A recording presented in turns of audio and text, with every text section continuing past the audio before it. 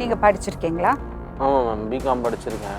ஆ. ஆனால் இந்த டைமில் அம்மாவுக்கு ஒரு சில பிரச்சனைகள்லாம் வந்திருந்தது. வீட்டில் தனியாக விட்டு போகிறதுக்கே பயமாக இருக்கு மேம்.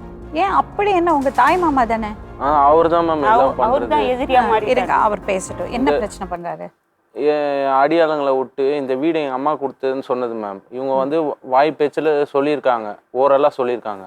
யாரு? எங்கள் ஆயா தாத்தா வந்து இவங்களுக்கு சொல்லியிருக்காங்க.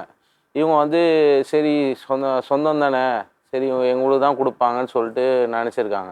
அதை வந்து இவங்களுக்கு அம்மாவுக்கே தெரியாமல் திரும்ப போய் செட்டில்மெண்ட் அவங்க பங்கு போட்டுன்னுக்குறாங்க மேம். இப்போ அதை வச்சு இந்த இடத்துல ஆளுங்கள்லாம் வர வச்சு ஒரே தகராறு பண்ணுறாங்க மேம். என்ன கேட்டால் பொய் கம்ப்ளைண்ட் கொடுத்து எஃப்ஐஆர் போட்டு உள்ளே தள்ளிடுவேன், லைஃப் போயிடும். யாரோ வீட்டில் பொண்ணுங்கள்லாம் வச்சுக்கின்னு ஒரே அராஜகம் பண்ணுறாங்க. யாரு பொண்ணுங்க?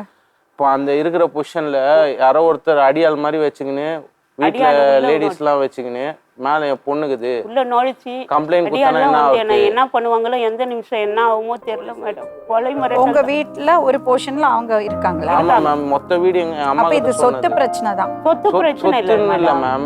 எங்க அம்மா அப்பா அம்மாவோட அம்மா அப்பா கூடமா வச்சு எங்க அம்மா அப்பாக்காக தான் இது சொத்து பிரச்சனை. நான் வேற எங்கன்னா பாத்துக்கிறேன் மேடம். எங்க அம்மா அப்பா என் கூட இருக்கணும் மேடம். அதுதான் என் உடல்நிலை சரியில்லை மேடம். அவங்களுக்கு நெஞ்சு வலிக்குதுன்னு ரொம்ப நெஞ்சு வலிக்குது மேடம். டெய்லி அழுதுன்னு மேடம். கடவுள்கிட்ட தான் சொல்றோம் மேடம். நேர்ல போனா அடியாளங்களை வச்சு மிரட்டுறாங்க, இல்லைன்னா போலீஸ் ஸ்டேஷன் அந்த மாதிரி போய் கம்ப்ளைண்ட் ஏமால கொடுத்து உள்ள வச்சிருவேன்னு சொல்லிட்டு இந்த மேட்டருக்கு வேற விஷயத்த வேற மேட்டர் எல்லாம் இழுத்து எங்களை வந்து பிரச்சனை மேல பிரச்சனை கொடுத்துருக்காங்க. அண்ணா நகர் போனோம், எங்க அப்பா அம்மா பாக்கணும்னு பார்க்க விட மாட்டாங்க மேடம்.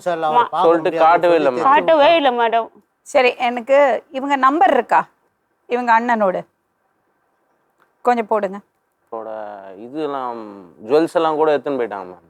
யாரு? என்னுடைய நகை மேடம். சேஃப்டிக்காக கொடுத்து வச்சிருந்தாங்க. கொடுத்து வச்சிருந்தேன் மேடம் அம்மா கிட்ட.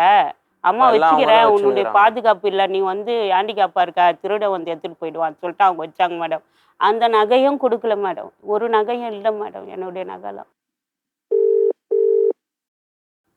ஹலோ, வணக்கம்.